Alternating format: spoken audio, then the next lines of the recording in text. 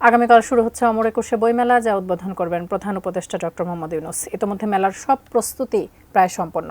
সোহরাওয়ার্দী উদ্যানে মেলা প্রাঙ্গণ থেকে আরো বিস্তারিত জানাচ্ছেন সহকর্মী সাইফুল জুয়েল।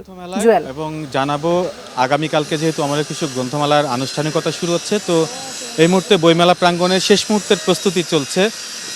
দেখতে পাচ্ছেন যে মেলা প্রাঙ্গণ যেহেতু এবারও বরাবরের মতো সোহরাওয়ার্দী উদ্যানে মূল অংশটি রয়েছে, তো এখানে যারা প্রকাশক যারা রয়েছেন তারা সকলেই আসলে এখানে যার যার স্টল গোছানোর কাজ করছেন।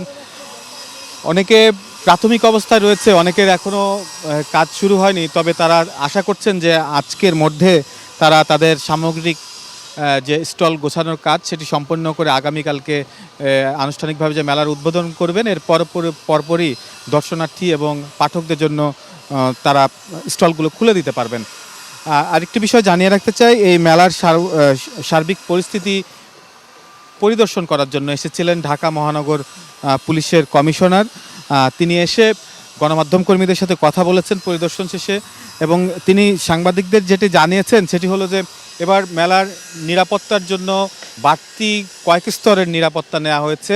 এবং আমরা ওনাকে প্রশ্ন করেছিলাম, যেহেতু এই বইমেলাকে ঘিরে বিগত সময়ে বেশ কিছু দুর্ঘটনার ঘটনা ঘটেছে এবং হামলার ঘটনা ঘটেছে, সেই বিষয়গুলো তিনি বলেছেন যে সার্বিকভাবে যারা এখন কারামুক্ত রয়েছেন এবং যারা বিগত সময়ে এই ধরনের ঘটনাগুলোর সাথে জড়িত ছিল তাদের সকলকেই নজরদারিতে রাখা হয়েছে, কোনো ধরনের সৃষ্টি না হয় সেই দিকটা তারা